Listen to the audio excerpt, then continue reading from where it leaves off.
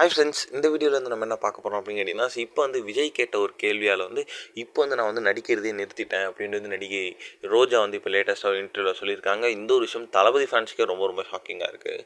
So Tamil cinema 90s கலைக்கிய முன்னணி நடிகையில் ஒருவங்க தான் நம்ம நடிகை ரோஜா அப்படின்னு சொல்லலாம். ஸோ தமிழ், தெலுங்கு, கன்னடம், மலையாளம் அப்படின்ட்டு 150க்கு மேற்பட்ட படங்களை நடிச்சிருக்காங்க. ஸோ இவங்க வந்து 1990s வந்து ரொம்ப பெரிய டாப் நடிகையாக இருந்தாங்க. ஸோ பட வாய்ப்புகள் வந்து கொண்டே இருந்தபோது வந்து ரோஜாவுக்கு வந்து அரசியல் மீது வந்து பார்வை விழுந்ததுனால ஸோ அரசியலில் வந்து முழு கவனத்தை செலுத்த ஆரம்பிச்சிட்டாங்க.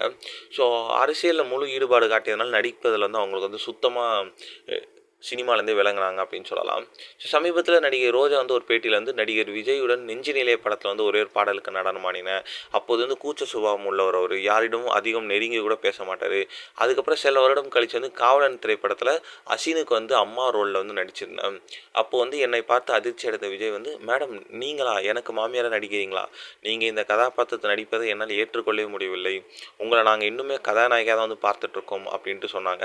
ஸோ தெலுங்கில் கூட வந்து கோபிச்சந்த் வந்து இதே மாதிரி சொன்னதுனால, இவங்க 2 பேரும் சொன்னதுனால என்ன வந்து இதுக்கப்புறம் தமிழ் சினிமாவில் வந்து இந்த அம்மா மாமியார் ரோல் நடிக்கக்கூடாது அப்படின்னு முடிவு செஞ்சு அப்படியே தமிழ் சினிமாவில் வந்து ஒதுங்கி விட்டேன் அப்படின்றது இப்போ வந்து லேட்டஸ்ட்டாக இன்டர்வியூவில் ரோஜா அவர்களே சொல்லியிருந்தாங்க.